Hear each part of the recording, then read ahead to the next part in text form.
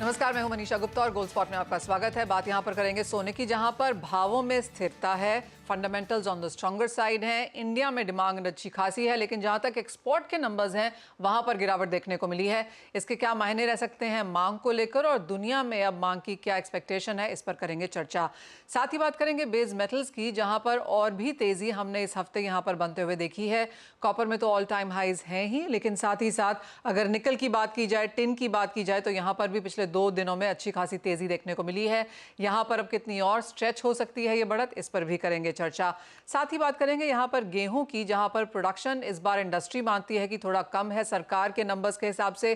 सरकार की प्रोक्योरमेंट भी एज ऑफ नाउ उतनी नहीं है जितनी वो चाहते थे, और ओएमएसएस को लेकर अब क्या व्यू बनता हुआ नजर आ रहा है, इस पर भी करेंगे बात। इन सब पर बात करने के लिए हमारे साथ हैं All India Gem and Jewellery Domestic Council के chairman Sanyam Mehra, Emirates NBD के डायरेक्टर डॉक्टर धर्मेश भाटिया, और ब्रेक के बाद हमारे साथ होंगे मैकडॉनल्ड पेल्स ग्लोबल कमोडिटीज के CEO Asia business Sumit Gupta. उनसे जानेंगे गेहूं की डिटेल्स। लेकिन शुरुआत यहां पर सोने चांदी के साथ कर लेते हैं। धर्मेश नमस्कार, कैसे देखते हैं आप स्पेशली सोने के प्राइसेस अब यहां से? Good morning. देखिए, अगर सोने की बात करें तो सोने में काफी वॉलेटिलिटी आपको पिछले हफ्ते देखने मिली थी, बट यहाँ पे काफी स्थिरता, एज आपने भी कही कि मार्केट स्थिर हो चुका है। $2400 काफी की लेवल है, मार्केट उसके इर्द गिर्द सस्टेन हो रहा है। बट टेक्निकली और फंडामेंटली मुझे लगता है कि प्राइस थोड़ा एग्जॉस्ट हो चुका है। जो भी न्यूज थे, डेटा थे, डिमांड सप्लाई था, अक्षय तृतीया की डिमांड जो डोमेस्टिक मार्केट में थी, वो सारे के सारे अभी फेड होते देख रही है। तो मेरे हिसाब से यहाँ पे एक छोटी अवधि के लिए यहाँ पे एक मुनाफा वसूली देखने मिल सकती है। मैं एक्सपेक्ट करता हूँ कि 73,000 काफी की लेवल है, यहाँ पे एक बार आप मुनाफा वसूली कर सकते हैं, और जो स्पेक्युलेटर्स है यहाँ पे बिकवाली करके चल सकते हैं। डाउन साइड एटलीस्ट 300 से 400 रुपए की गिरावट आपको करंट लेवल से देखने मिल सकती है। अंतरराष्ट्रीय मार्केट की बात की तो अगेन $2400 के लेवल्स ब्रेक नहीं कर पा रहा है, वो फिर से नीचे आ रहा है। तो अराउंड 2350 से 2340 के स्तर आपको फिर से देखने मिल सकते हैं। जो बड़ी तेजी है वो मैं एक्सपेक्ट करता हूँ कि जून जुलाई के बाद ही होगी, जब फिर से बात होगी इंटरेस्ट रेट कट करने की, और तब आपको तेजी देखने मिल सकती है। बट करंटली मुनाफा वसूली हावी रहेगी सोने में। ओके, तो नियर टर्म टॉप्स यहाँ पर बनते हुए नजर आए हैं, और जैसे क्लियरली धर्मेश ने काफी कहा कि 2400 के आसपास हम यहाँ पर कांस्टेंट एक रेजिस्टेंस बनता हुआ देख रहे हैं। उसके ऊपर प्राइसेस जाके टिकते नहीं हैं, मुनाफा वसूली लगातार यहाँ पर बनती हुई नजर आती है। तो उनके हिसाब से 72,600 के आसपास एक सपोर्ट आप इंडियन मार्केट्स में भी यहाँ पर देख सकते हैं। संयम नमस्कार। इंडियन मार्केट्स तो अच्छी खासी इंपोर्ट्स देखे हैं हमने, फर्स्ट क्वार्टर कैलेंडर ईयर में इंपोर्ट्स अच्छे देखे, अप्रैल में नंबर्स और भी यहाँ पर स्ट्रांग होते हुए नजर आए हैं। तो इवन एज भाव 72-73 के आसपास हैं, उसके बावजूद भी भारतीय बाजारों ने अच्छा खासा सोना लिया है। लेकिन एक्सपोर्ट मार्केट्स के जो नंबर्स आए हैं, स्पेशली अप्रैल के जो नंबर्स हैं, वो बहुत सपोर्टिव नहीं हैं। तो आप कहेंगे इंडियन ज्वेलरी एक्सपोर्ट थोड़ा सा यहाँ पर वीक होता हुआ दिखा है? देखिए, डिमांड इंडियन मार्केट्स के अंदर अप्रैल के अंदर बहुत अच्छी थी। इंडिया के अंदर 180 टन के ऊपर गोल्ड फर्स्ट क्वार्टर के अंदर आ चुका है, और काफी अच्छी बाइंग अक्षय तृतीया के अंदर भी हुई। 5% डाउन थी पिछले साल से, लेकिन ये भाव के हिसाब से फिर भी अच्छी थी। सीपीआई डाटा ना अच्छा आने के कारण, इन्फ्लेशन कंट्रोल में आने के कारण 2 रेट कट्स और एक्सपेक्टेड है इस साल के अंदर, भी ऐसा लग रहा है। इस वजह से 3 महीने सोने के भाव नीचे रहेंगे, फिर धीरे धीरे बढ़ेंगे, ऐसा एक सोच से मार्केट को भी ध्यान आ गया है, और बाइंग सही तरीके से हो रही है। जहां तक कि एक्सपोर्ट्स की बात करेंगे तो इंटरनेशनल जियोपॉलिटिकल टेंशन जो हैं, उसके ऊपर भी बहुत डिपेंड करता है एक्सपोर्ट्स। जो गल्फ के अंदर कुछ प्रॉब्लम्स आई, अभी प्रॉब्लम जियोपॉलिटिकल हल्की स्टेबलाइज हो गई है, लेकिन जो दुबई की मार्केट है, जो गल्फ की मार्केट है, कुवैत कतर की मार्केट है, वो अभी भी बराबर तरीके से स्पीड से चलने नहीं ऐसा कोई ऑर्डर्स नहीं आ रहे हैं उसके उधर से। तो इस वजह से 6% मार्केट पिछले साल से डाउन है। लेकिन मुझे लगता है कि आने वाले महीने, 1.5 महीने के अंदर जैसे जियोपॉलिटिकल टेंशंस अभी ईज आउट हो गई हैं, वापस डिमांड आने लग जाएगी। डायमंड की डिमांड एक्सपोर्ट्स के अंदर कम है, यूएस के अंदर कम है, लेकिन जहां पर आप गोल्ड की एक्सपोर्ट्स देखेंगे तो गोल्ड की एक्सपोर्ट्स अभी भी पिकअप कर रहे हैं, और अच्छी डिमांड है इंटरनेशनल मार्केट्स के अंदर गोल्ड ज्वेलरी की। सही है, अच्छी खासी डिमांड है। यहाँ पर हमने मिडिल ईस्ट दुबई से भी आते हुए देखी है, जो एक अच्छा मार्केट और एक अच्छा ट्रेड पार्टनर अब इंडियन ज्वेलर्स के लिए बनता हुआ नजर आया है। तो अगर आप एक्सपोर्ट नंबर्स भी देखें, even if it is for gold demand, किस तरह से आप देखते हैं ये बाजार के जियोग्राफिक्स? देखिए, सेपा आने के बाद जो इंटरनेशनल मार्केट, अगर फॉर एग्जांपल दुबई के अंदर आप देखेंगे, पहले जो ज्वेलरी है वो मलेशिया से, सिंगापुर से, कुछ इंडोनेशिया से बाय होती थी। लेकिन सेपा आने के बाद जब भी इंडिया और दुबई, यूएई के अंदर जो बैठा है ट्रेड रिलेशंस, उसके अंदर जो रेट्स हैं बहुत इकोनॉमिकल हो गए हैं वहाँ के रिटेलर्स के लिए, और जितनी ज्वेलरी वो पहले वहां से खरीदते थे, अभी इंडियन ज्वेलरी से खरीदते हैं। इंडिया हैंडमेड ज्वेलरी है जो इम्पॉसिबल है वर्ल्ड के अंदर बनानी, कैलकाटा की, राजकोट की, मुंबई की, त्रिचुर की, वो हाईएस्ट इंडिया की वहीं बिक रही है। और इंडियंस जो है और जो एशियंस हैं जो है वो सारी इंडिया ज्वेलरी ही प्रेफर कर रहे हैं। और आप देखेंगे कि इंडियन जो शोरूम्स हैं वो इस साल कम से कम 200 से 300 शोरूम्स यूएई के अंदर और खुलेंगे, जहां पर इंडियन ज्वेलरी की डिमांड और बढ़ेगी और एक्सपोर्ट्स इंडिया से आने वाले टाइम के अंदर दुबई यूएई के अंदर हर साल 7 to 8% बढ़ते हुए दिखते हैं। ये जो 200-300 शोरूम्स आप खोलने की बात कर रहे हैं यूएई में, ये आपको लगता है इंडियंस खोलेंगे या फिर वहीं के लोग इंडियन ज्वेलरी यहाँ से ले जाके वहां बेचने के लिए खोलेंगे? आई थिंक 60% जो एनआरआईज हैं वही जो शोरूम्स कर रहे हैं अभी वहां, जो इंडिया के अंदर भी शोरूम्स है और वहां भी हैं। और 40% अभी ये पता लग गया है जो वहां के डोमेस्टिक हैं, सऊदी के प्लेयर्स हैं, कुछ कतर के प्लेयर्स हैं जो वहां पर ऑलरेडी शोरूम्स लेके बैठे हैं, उनको पता लग गया है कि जो इंडियन ज्वेलरी की डिमांड है वो बहुत अच्छी है उधर वहां पे। और जो लेडीज हैं जो गर्ल्स की वो प्रेफर करती हैं ये हैंडमेड ज्वेलरी, क्योंकि बहुत सालों से इटालियन ज्वेलरी, इंडोनेशियन ज्वेलरी वहां बिक रही है, लेकिन जो इंडियन जो बड़ी ज्वेलरी है वो सिर्फ इंडिया में मैन्युफैक्चर हो सकती है, इतना टाइम लगता है बनने में, और जो कारीगरी है उसको देखते हुए वहां के इंटरनेशनल प्लेयर्स हैं वो भी आज इंडियन ज्वेलरी रखने लगे हैं। आप संयम, आप भी यहाँ पर एक्सपोर्ट करते हैं, तो किस तरह की ग्रोथ आपने ईयर ऑन ईयर बेसिस पे देखी है और अब आपकी क्या कैलकुलेशंस हैं इस साल, अगले साल को लेकर, जहां तक गोल्ड ज्वेलरी एक्सपोर्ट्स की बात हो? देखिए हमने यूनिक के अंदर हर साल 20 to 30% ग्रोथ अपने एक्सपोर्ट्स के अंदर देखी है। और इंटरनेशनल मार्केट्स के अंदर हम देखेंगे तो मलेशिया हो गया, सिंगापुर हो गया, ऑस्ट्रेलिया के अंदर जो एफटीए हुआ है उस वजह से जो एक्सपोर्ट्स है बहुत अच्छी तरह से खुल गई हैं। पहले लोग प्रेफर करते थे कि जितनी ज्वेलरी है वो दुबई से खरीदें और दुबई से ही पूरे वर्ल्ड के अंदर जाए, लेकिन जो अभी एफटीएज हो गए दुबई में, ऑस्ट्रेलिया में और आने वाले टाइम में यूके में, उस वजह से इंडिया से भी ज्वेलरी अभी एक्सपोर्ट्स के अच्छे सिस्टम्स बैठ गए हैं। कस्टमर्स यहाँ पर आ रहे हैं, इंडिया के अंदर ज्वेलरी बाय कर रहे हैं। जो रेट्स हैं उन्हें, जो लॉजिस्टिक रेट्स हैं उन्हें बहुत प्रेफरेबल बराबर रेट्स में हम दे रहे हैं, जिस वजह से उनको प्रेफरेबिलिटी यहाँ पर आने में है। आने वाले टाइम के अंदर हमारी बातचीत चालू है गवर्नमेंट से कि एयरपोर्ट के अंदर भी हम एक ऐसा सिस्टम बना ले जहां पर ज्वेलरी की हैंड कैरी यहाँ से बाकी कंट्रीज के अंदर कर सकें। जितने रिटेल शोरूम्स हैं उसका पेपर वर्क पूरा होगा, कस्टम्स एयरपोर्ट पे बैठेगा और वहां से आप इजीली हैंड कैरी करके जा सकते हैं पूरी फॉर्मेलिटी करके, जैसे दुबई में होता था, जैसे कोई भी पोर्ट के ऊपर इंटरनेशनली पेपर वर्क बराबर करके आप जा सकते हैं, वैसे ही इंडिया के अंदर भी आने वाले साल 1.5 साल के अंदर आएगा, जिससे एक्सपोर्ट्स को और भी बूस्ट मिलेगी और touch and feel hand carry से और एक्सपोर्ट्स आने वाले टाइम के अंदर बढ़ेगी। ऑलराइट, ये ऑफ कोर्स संयम एक देखने वाली चीज़ होगी। अगर हम हैंड कैरी इंडियन एयरपोर्ट्स के लिहाज से यहाँ पर ज्वेलरी अगर खरीद सकें तो वो एक और बहुत बड़ा पॉजिटिव यहाँ पर आएगा। एक फाइनल सवाल संयम, आप काफ़ी सारे आपकी इंडस्ट्री में लोग, आपके फ्रेंड्स वगैरह आईपीओ लेके आ रहे हैं, आपने इसके बारे में सोचा है? अब देखिए सब लेके आ रहे हैं अब सब आईपीओज लेके आ रहे हैं और आईपीओज एक इतना पॉजिटिव, कम 4 से 5 आईपीओज इंडस्ट्री के अंदर आए और एक पॉजिटिव सेंटीमेंट आ गया। एक टाइम था जब कुछ साल पहले 7-8 इयर्स बैक जो लिस्टेड कंपनी थी, कुछ कंपनियों ने बराबर परफॉर्म नहीं किया, जिसकी वजह से हमारी इंडस्ट्री संयम आप लेके आ रहे हैं क्या? आपने इसके बारे में सोचा है क्या? देखिए काफी इसके ऊपर विचार करने की सोच काफी हमारे टीम के अंदर बन रही है, लेकिन अभी भी हमें लगता है कि साल 1.5 साल 2 साल और लगेगा इसको ग्रोथ में लाने के लिए और इंडस्ट्री को एक्सेप्ट करने में। आने वाले समय के अंदर इसके अंदर 100% व्यू रखा हुआ है कि जैसे इंडस्ट्री ग्रो कर रही है, we would like the transparency और कंप्लायंस के हिसाब से we would like to grow to that level. Alright Sanyam, इस पॉइंट पे हम दोबारा आगे जाके बात करेंगे, लेकिन बहुत शुक्रिया आज हमारे साथ जुड़ने के लिए और इन सभी पॉइंट्स पर डिस्कस भी करने के लिए। इसी के साथ एक ब्रेक का समय है। धर्मेश हमारे साथ बने हुए हैं, उनसे तो स्ट्रैटेजीज लेंगे ही, साथ ही बात यहाँ पर करेंगे गेहूं की, जहां पर भी कुछ कंसर्न्स बाकी हैं। यहाँ पर मेटल्स की करेंगे, जहां पर कॉपर में इस हफ्ते हमने ऑल टाइम हाइज बनते हुए देखे और सिर्फ वही नहीं, यहाँ पर अच्छी खासी तेजी का हमने बाकी मेटल्स में भी आते हुए देखी है। धर्मेश, कैसे देखते हैं आप ओवरऑल बेस मेटल सेक्टर? देखिए बेस मेटल में देखिए तो काफी एक अच्छा रुझान देखने मिला है। अगर आप बेस मेटल की जो किंग की बात करें, डॉक्टर कॉपर की बात करें, जो पिछले साल ऑलमोस्ट 700 रुपए के भाव पे टिका हुआ था, ऑलमोस्ट आज 900 रुपए पे आकर टिका हुआ है। काफी स्टीप राइज है मार्केट में और ये फंडामेंटल सपोर्ट के साथ मार्केट बढ़ रहा है, तो मैं तेजी के अगेंस्ट में नहीं जाना चाहता। मैं स्पेशली कॉपर की बात करूं तो गिरावट पे बाय की सलाह दूंगा। जब तक मार्केट 900 के ऊपर टिका हुआ है, टेक्निकली काफी फर्म है, मैं एक्सपेक्ट करता हूं कि ये तेजी अराउंड 910 से 915 तक के लेवल्स आपको दिखा सकते हैं।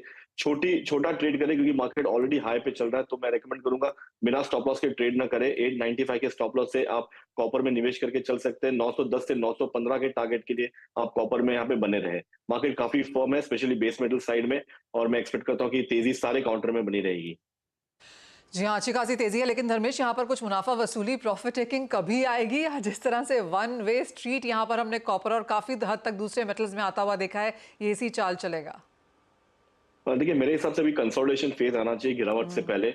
अगर आप देखिए तो पिछले हफ्ते भी मार्केट में एक डिप दिखा, तो फिर से मार्केट ने एक नई ऊंची लगा दी, तो इसका मतलब है कि बायर्स काफी एक्टिव है इसमें।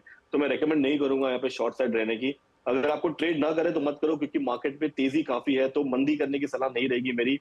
वेट एंड वॉच की स्ट्रैटेजी रहेगी। अगर आपको मार्केट में अगर आपको होल्ड करना है तो मैं रेकमेंड करूंगा करंट लेवल पे तो बाय करके चले, क्योंकि यहाँ पे जो स्पाइक है वो कंटिन्यूस है। रिगार्डिंग फंडामेंटल सपोर्ट, यस ये फंडामेंटल ड्रिवन है। चाइना से मार्केट में काफी अच्छी डिमांड आ रही है, सप्लाई कंस्ट्रेंट थोड़ा सा है, प्लस रेट कम। जैसे जैसे इंटरेस्ट रेट कम होगा, इंडस्ट्रियल डिमांड बढ़ेगी, क्योंकि कॉस्ट ऑफ बोरोविंग कम हो जाएगी, तो इंडस्ट्री के लिए काफी फायदे का सौदा रहेगा, और यही आपको प्राइस में झलका रहा है। और मैं रेकमेंड करूंगा कि base metal counter as such सारे काउंटर्स तेजी में रहेंगे।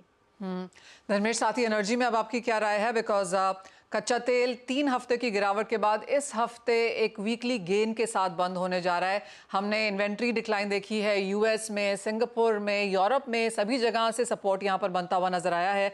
बाजार को ओपेक एंड एलाइज के मीटिंग का इंतजार तो है ही, जो कि जून फर्स्ट वीक में है, लेकिन तब तक क्या फंडामेंटल आप वॉच करना चाहेंगे और अब आने वाले हफ्ते के लिए क्या रेंज रह सकती है? देखिए कच्चे तेल की बात करें तो इनफैक्ट पिछले हफ्ते भी मैंने कहा था कि यहाँ पे फर्मनेस इतनी है नहीं, फंडामेंटल डिमांड एज सच है नहीं। जो भी तेजी आपको देखने मिली थी, ये सप्लाई को रोकने की वजह से मार्केट में तेजी मिली, ना कि डिमांड की वजह से। अगर आप आगे के 3 महीने देखें तो सारे के सारे बैकवर्डेशन में चल रहे हैं। इसका मतलब है कि फंडामेंटली बाइंग एज सच आ नहीं रही है। जून जुलाई हरिकेन सीजन होता है यूएस के ऑफशोर्स में, तब जाके वॉलेटिलिटी आ सकती है, बट करंटली उछाले पे बिकवाली की सलाह रहेगी मेरी। मैं एक्सपेक्ट करता हूँ कि यहाँ पे जो स्पाइक है अराउंड 6,700 तक के लेवल्स भी आते हैं, तो काफी अच्छे लेवल है। 6,650 से 700 के ये लेवल पे आप बिकवाली करके चल सकते हैं। डाउन साइड 6,500 तक के स्तर आपको देखने मिल सकते हैं। अंतरराष्ट्रीय मार्केट की बात करें तो आप देखिए प्राइस $80 के ऊपर जा ही नहीं पा रहा, टिक नहीं पा रहा। WTI की बात करें, डाउन साइड 75 के लेवल्स आपको देखने मिल सकते हैं। इनफैक्ट जून जुलाई अगस्त कॉन्ट्रैक्ट तो 75 के इर्द गिर्द सस्टेन हो रहा है। तो फंडामेंटली और टेक्निकली मैं इसमें तेजी में हूं नहीं, प्लस इलेक्शंस के सारे जगह पे हाहाकार बची हुई है, तो मैं नहीं लगता कि प्राइस यहाँ पे तेजी में रहेगा। ऑल राइट, तो तेजी की उम्मीद यहाँ पर कच्चे तेल में फिलहाल नहीं है। सेल ऑन रैलीज की राय यहाँ पर बनती हुई नजर आ रही है। धर्मेश, बहुत शुक्रिया ऑलवेज हमारे साथ जुड़ने के लिए और उन तमाम कमोडिटीज पर अपनी स्ट्रैटेजी भी देने के लिए। अब रुक करेंगे यहाँ पर एग्रीकल्चर की तरफ, जहाँ पर नई सरकार बनने से पहले गेहूं की OMSS के जरिए बिक्री शायद नहीं होती हुई नजर आएगी। गेहूं की खरीद के दौरान सरकार का बिक्री करने का एज ऑफ नाउ कोई इरादा नहीं है। जुलाई में समीक्षा बैठक के बाद इस पर फैसला हो सकता है। हमारे साथ इस पर बात करने के लिए मैकडॉनल्ड पेल्स ग्लोबल कमोडिटीज के CEO Asia business Sumit Gupta हैं। सुमित नमस्कार। सबसे पहले तो आपसे ये जानना चाहेंगे कि जिस तरह की सरकार की प्रोक्योरमेंट नंबर्स हैं जो पिछले साल से कमजोर हैं और सरकार के टारगेट से तो काफी नीचे हैं, कैसे देखते हैं आप एक फाइनल क्लोजिंग इन नंबर्स पर? नमस्कार Manisha ji and very warm welcome to the viewers. आपने बहुत अच्छा पॉइंट बोला कि गवर्नमेंट का प्रोक्योरमेंट नंबर जो 25.4 25.7 चल रहा है million metric ton as against 26 million ton same time last year, जो लास्ट ईयर से कम चल रहा है। जबकि सरकार का अनुमान इस साल काफी ज्यादा प्रोक्योरमेंट करने का था, क्योंकि हमारा एंडिंग स्टॉक जो सरकार 1 अप्रैल को देती है वो केवल इस बार 7.5 मिलियन टन आया है, जो लास्ट ईयर 8.6 मिलियन टन था, जो एकदम बफर स्टॉक के बराबर है। तो अब गवर्नमेंट के सामने एक बहुत मुश्किल परिस्थिति पैदा हो जाती है कि क्या वो PDS या OMSS या अदर स्कीम्स में गेहूं की सप्लाई कम करेगी या इंपोर्ट को अलाउ करेगी। इसको सुमित, मुझे ये जानना था कि ऑफ कोर्स नंबर्स यहाँ पर काफी कमजोर हैं, सरकार शायद प्रोक्योर कर भी नहीं पाएगी। प्राइवेट ट्रेड को एज ऑफ नाउ कितना गेहूं मिल रहा है? प्राइवेट ट्रेड, क्योंकि गवर्नमेंट ने इट इज नॉट इजी आज प्राइवेट ट्रेड के लिए प्रोक्योरमेंट करना, तो आज मैं ऐसे बोलूंगा पिछले साल के मुकाबले प्राइवेट ट्रेड का स्टॉक 50 से 60% कम है, क्योंकि मेजॉरिटी ऑफ द स्टेट्स में प्राइवेट ट्रेड ने स्टॉक लिमिट के डर से या फिर गवर्नमेंट के एक्शन के डर से स्टॉक नहीं लगाया है। इवन मिलर्स ने भी स्टॉक नहीं खरीदा है। जितना स्टॉक आज है या तो वो सरकार के पास है या किसान के पास है। तो private state is in a very very difficult situation, और वो सरकार पे पहले दिन से ओएमएसएस के लिए डिपेंडेंट है। करेक्ट। और अब जिस तरह से कहा जा रहा है कि सरकार ऑलरेडी यहाँ पर एक रिकॉर्ड नंबर ओएमएसएस के तरीके से बेच चुकी है बाजार में, ओपन मार्केट में। अब ऑफ कोर्स इलेक्शंस भी हैं और जो काम होगा अब नई सरकार यहाँ पर आके करेगी, जो शायद 1.5-2 महीना यहाँ से दूर है।